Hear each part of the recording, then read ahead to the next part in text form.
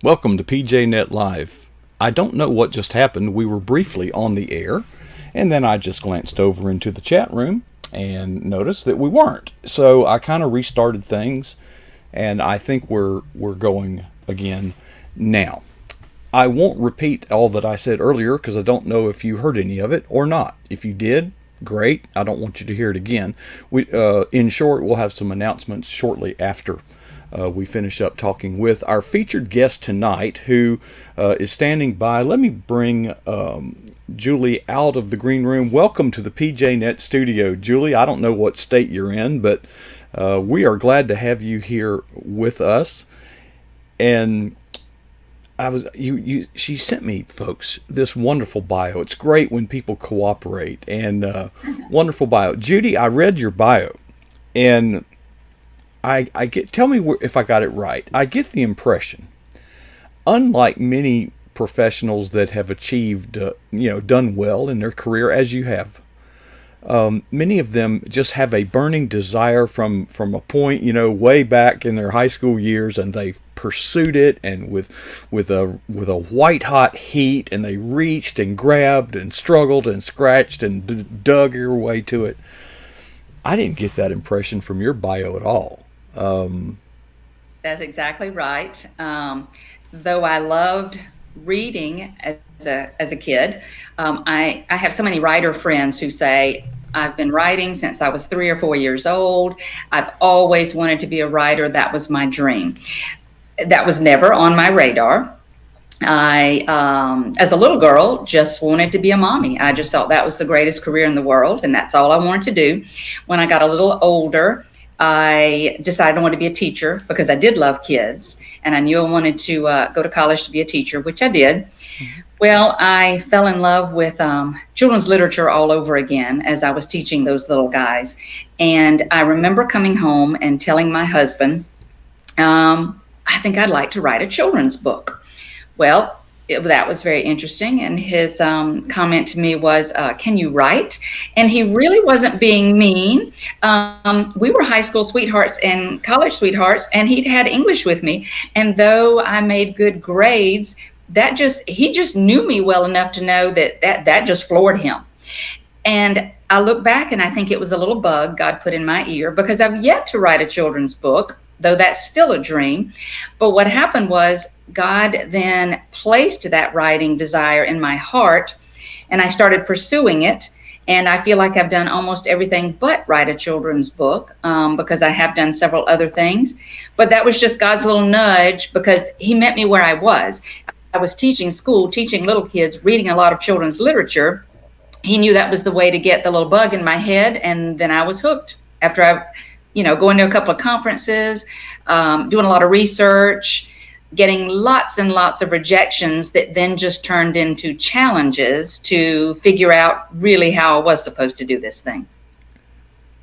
So, was it a moment like you're teaching in class and you just get this inspiration, I'm going to write a book, and you just walked out of class, went to the principal's office, said, I quit, then told your husband, I just left my job, I'm going to write a book? That it wasn't that dramatic. Or, in other words, was this an acute thing, or was it a chronic thing? Did it occur over No, some time? yes, I would definitely say chronic. I loved so many children's books. And the silly thing is, honestly, I read a few that had some typos, and I just didn't, I can't even name those, but I didn't really care for the story. And I remember a couple of times thinking, oh my gosh, if that book can get published, I am sure it must be easy to get published. Well, again, that was another one of those erroneous myths that I thought about with a writer. One of them being, oh, it's easy to get published. And number two, children's books, they don't have many words. That's even simpler to get published. So yes, I had a lot of erroneous thinking about writing, and I think that's what really got me interested then, because when I started figuring out all the things I was doing wrong, then I wanted to learn how to do it right, and I wanted to accomplish something. And I really feel like God just met me at each place, because I was teaching, and so he led me into that interest of children's books. But I got so many rejections. And then I remember, I think I was at a conference or read something that said, right where you are, whatever phase you're in life. Okay, so then I started thinking, okay, I'll write a book for teachers about children's literature. Okay. That was actually my first acceptance. Several years later, I think I was already a stay-at-home mom at that point. And I wrote, they paid me for it. I wrote it. They gave me a pub date. I was anxiously awaiting for that. But in the meantime, I sent out queries to a couple of other magazines. There was a homeschooling magazine, and I said, my teacher resource book is going to be published on such and such, because I already had the date. And then that got a couple of more acceptances for me. So it was like God opened some more doors. Well, the very sad part about it was eventually they wound up not publishing that book. Well, I was crushed. They postponed it several times, and I was crushed. But they said I don't remember their reasoning. I don't know why they did it. But at the same time, again, God opened so many doors in the meantime. I completed the whole manuscript, turned it in, and in the meantime, he led me in other outlets. By then, I was home with my kids, and I was writing for a homeschooling magazine. And then I think I was writing for Parent Life. That was a Lifeway magazine. So it was just amazing to watch how God led me into wherever I was, that's where I sought out writing queries and writing opportunities. And it was really fun to watch how God led me down the path. Well, Julie, I think there's a life lesson here because I mentioned the other day with one of our other guests that if I were to be sent the resumes of many of the leaders depicted in the Bible, I would have summarily dismissed those resumes. These people were not that impressive going in. And I believe, you just said something, and there's something in the chat. I can hear myself in her words. Sweet. I just have this notion that if you just go to a writer's conference, it would be an exercise in self-fulfillment because the people are so different than any other industry I know. It's a dog-eat-dog world out there. Not at these conferences, not the one I went to. That's and right. I can't. It's a team. I think of myself and I have some dreams, and I'm going to be sharing that later on. And actually, what we're doing right now has been a dream at PJNet for years and years and years. And we're seeing it come to fruition. You weren't there when we first started. The only person there was Sunbelt Girl. I mean, we started with nothing. We had a little radio station broadcast. Oh gosh, it was horrible. It was just the things we've gone through. But here's my point. You said something that God kind of meets us where I'm at, where you're at. And I just reflect back to God using a talking jackass. So he can use anybody, it's literally Balaam. You just turned red. You just turned red. But folks, don't ever think that there isn't fulfillment and glory ahead, because Jeremiah 29:11 tells us God has plans for us. And it's not a plan to be miserable and just pay bills and die. Okay, he has a plan to prosper us, not to harm us. Now, that doesn't promise us Bill Gates type riches, but that's not really wealth. Okay, that's not happiness. Mm-hmm. But it just goes against a lot of what I've been trained in as a coach. You set a goal and you go after it, focus, ignore everything else, and great sacrifice, where you just kind of, I just kind of get this vision of you're paddling a canoe down a gentle river, and you're just going with the current, it was not this fierce battle.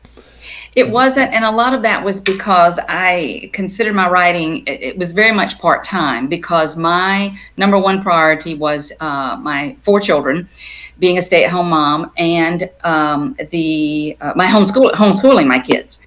So that was my priority, and writing was very much part-time. I usually did it just when I put them in bed at night, and then on into the wee hours of the morning. Now, once I got a little older, I was able to work more during the day, but it was kind of it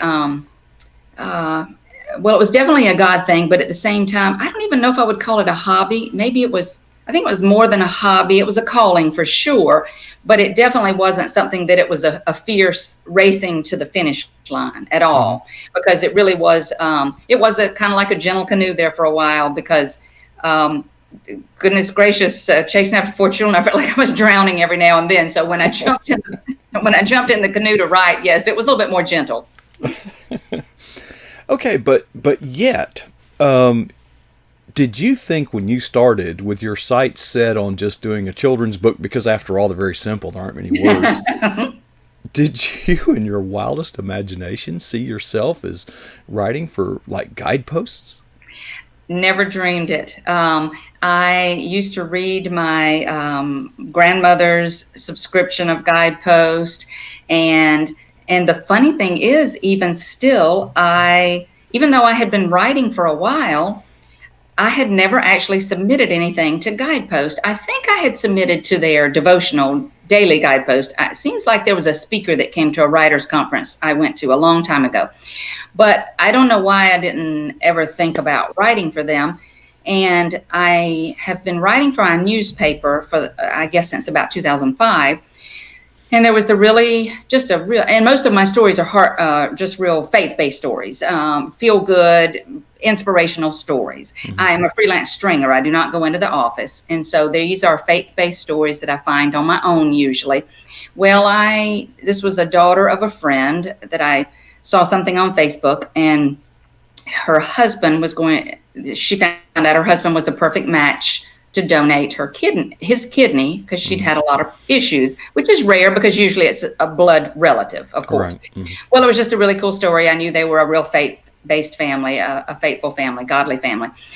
So I wrote that article for my newspaper. Then I heard about a nearby conference in Atlanta. I'm in South Georgia, by the way, and I heard about a conference, and two of the writers for Guidepost, Julie Garman and her mother, Marion Bond West, I'm sorry. They were going to be teaching a class on writing for Guidepost.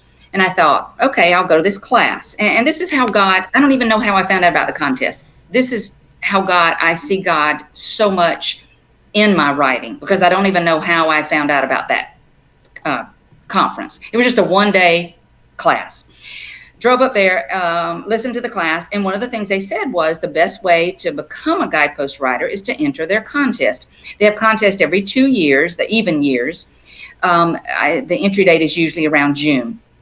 And I guess I had ignored that in the magazine, because every time I saw it, maybe I thought it was an ad, and I just flipped past it thinking it Hmm. was an advertisement. So I sent that story in, and it did get a rejection at that time, which later it actually got published, but it got a rejection at the time. I entered the contest, and this is also how God works. My second child, but the first one to get married, was getting married that August. And I was just sad about love my son-in-law. I was not sad about the wedding. I was sad about the idea of the first child getting married and all of the children slowly leaving the nest. So I can remember thinking, even praying, God, I could really use something else in my life to keep me busy right here. Now, I was still homeschooling two kids, the two younger ones. And I said, but I could just use another writing project. And, God, I would just love it if I could win this contest. And of course, it was always, if this will glorify you, and thy will be done. But I said, but please, at the end of my prayer. Well, sure enough, you were supposed to find out mid-August. I can remember being so anxious. And when August 5th, my daughter married August the 9th, and that just gave me something to think about. It was like, I can get past this wedding and not be sad, not just boohoo all during the wedding, because I'm thinking ahead about the contest. Well, I knew there were about 4,000 people that entered. My mind told me it wasn't possible, but keeping that in my head kept me from just falling apart about the wedding. Hmm. So the 15th came and went. And I remember chuckling in my prayer time. I said, well, God, there's 31 days in August. I'm just going to give it a few more days here, because the 15th is technically not halfway through. And they said mid-August, God. Okay, so I'm just going to wait a little longer. Well, they didn't make the announcement until like the 22nd. I got a phone call. My cell phone, it showed up New York, New York. I didn't know anybody in New York. That was before we got all those crazy Hmm. spam calls. Hmm. So if somebody was calling me from New York, I thought, this is Guidepost. Well, it was. I cried when I got off the phone. I thanked God. I just couldn't believe it. And winning that contest, then you go to New York for a week. Rye, New York, beautiful, in October and November. So it was absolutely gorgeous. And you're there with 12, you're one of 12. They train you, they teach you, they tell you all the ins and outs about writing for Guideposts. And I brought several of their magazines. See, they have like these 4 different magazines. Not only do they have just their regular Guidepost, but see, they also have Angels on Earth. They have lots of publications, but these are some of their major magazines, All Creatures, and then Mysterious Ways. So there's a lot they have to teach you. And it was just a wonderful, wonderful week. And it's not even just writing for Guideposts. It's all about writing a good story, writing, creative nonfiction, but make sure you have, the conflict, the scenes, the dialogue, the resolution, the takeaway. It was a marvelous experience. I encourage everybody, if you have a story you think is Guidepost story, please enter the contest. Gosh, we're running out of time. I wish we weren't. I have met so many, people that have come here and said that going to a conference changed their lives. But Julie, I want to share with you that me going to that contest has changed my life. I went there. I am not a writer. I went there to film some footage for a client, Michelle, who you know. That's right. To do a video so that she can use that video to promote her speaking engagements and to kind of if you're going to do a speaking engagement, sending a written resume is not really a hot item. You need something good. And I have never seen so many people just pouring out God's love like I did there. This is a different breed. I expected to find a bunch of nerdy, bookwormy, editorial, very different thing.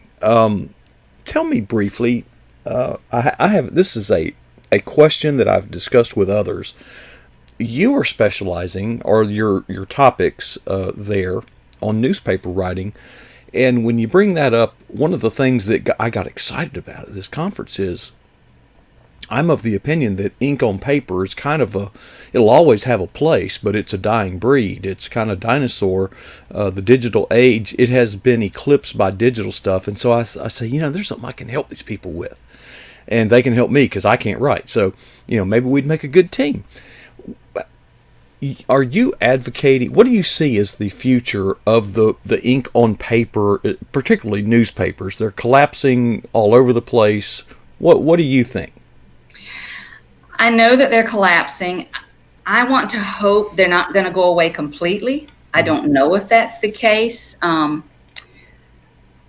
don't know if they will completely. I really don't. I think there's enough people that are still interested in holding that newspaper in hand. If they do go away, I'm hoping that we can keep similar content. The reason I teach about writing for newspapers is because it's a great way to get local God stories in the newspaper. People love inspiring stories. Mm-hmm. People love stories about people doing incredible things, ordinary people doing extraordinary things.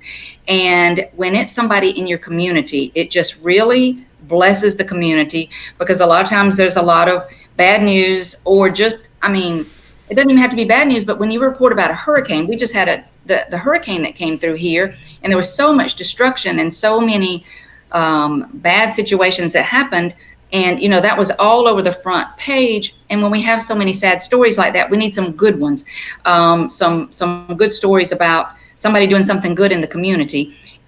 And because newspapers are dying and they're having to cut back, they need boots on the ground like mm-hmm. us freelancers mm-hmm. that can get out there and find those stories and give them those good stories that otherwise might not get told.